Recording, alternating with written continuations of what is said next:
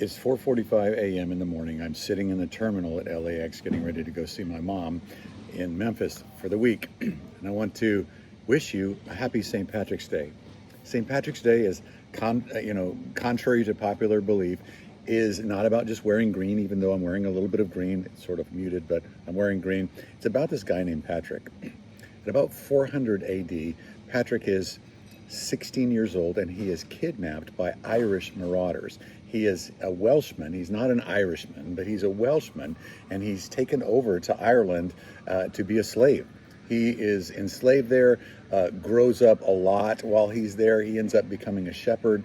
He ends up spending massive amounts of time under the stars, kind of like David, King David, where he's massive amounts of time under the stars, spending it with the sheep.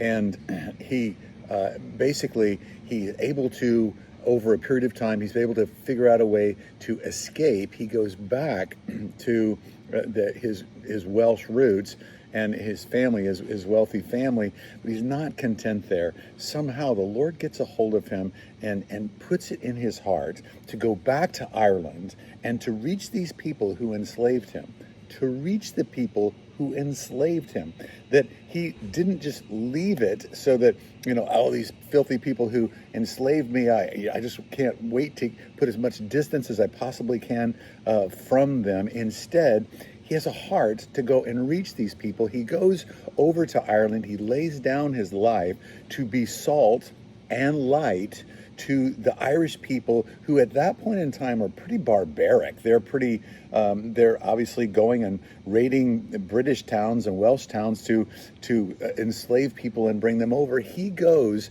to back to them, back to his enslavers, to reach them with the good news of Jesus, to be salt and light to them, and he ends up making a giant impact on the entire island of Ireland. That he lays down his life. He goes and he's pledged to basically be a monk, but to reach people and be celibate, and he gives his life to that, and plants monasteries here and there, preaches the gospel here and there, has the gospels translated into the native language of Ireland, and he reaches them. And today is the day that we remember him, a guy who was salt and light to people that had enslaved him.